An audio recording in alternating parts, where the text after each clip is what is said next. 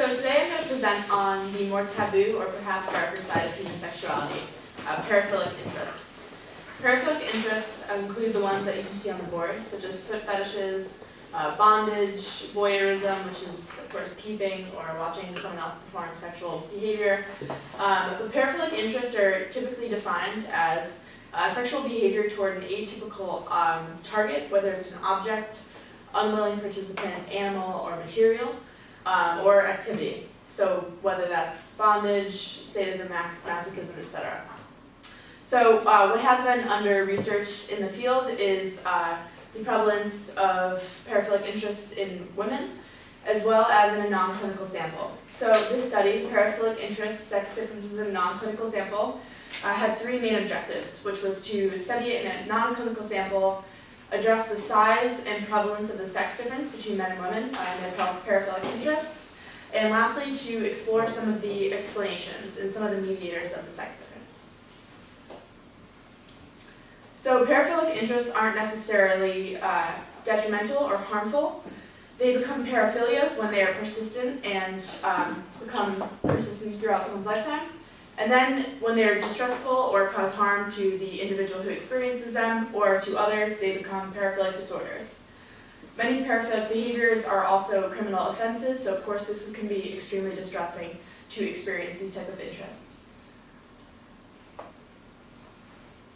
So this study was conducted within Canadian universities using undergraduate students.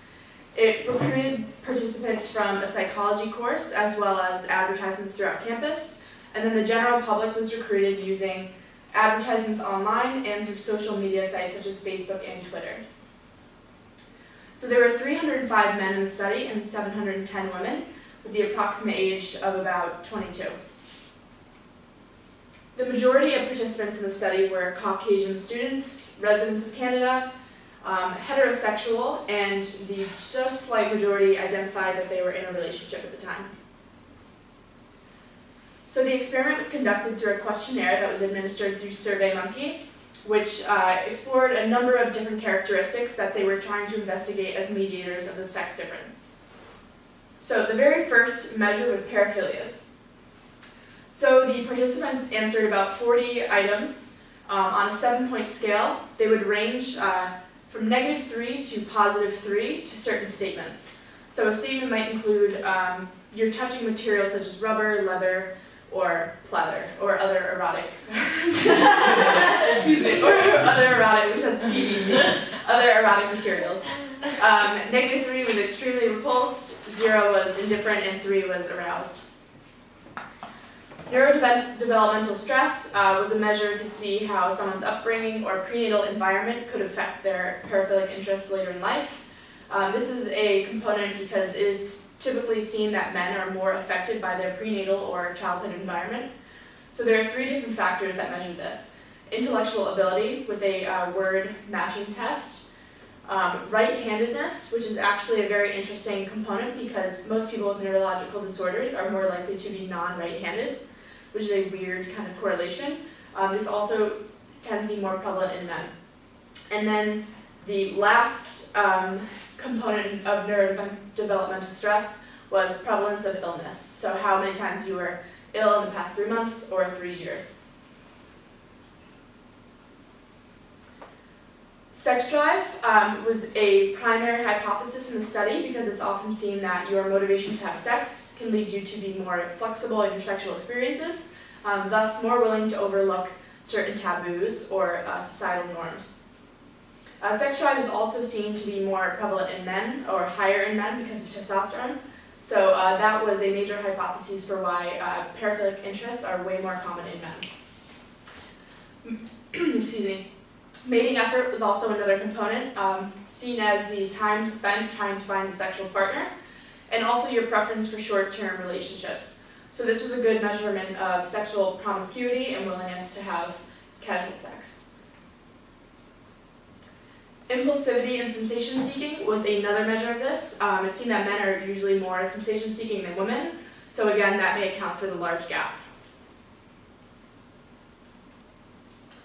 Femininity and masculinity was another component, and this was measured through an agreement or disagreement on a scale of certain statements that were gender-conforming statements, as well as your preference for career that were gender-based, such as mechanics or school teachers.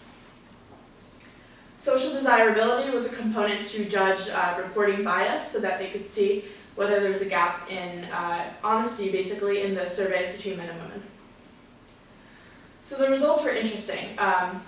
Contrasting research back from the 70s and 80s when they did research on this, I found another study that said women had very few paraphilic interests. They actually found that men and women had just about the same comorbidity of paraphilic interests.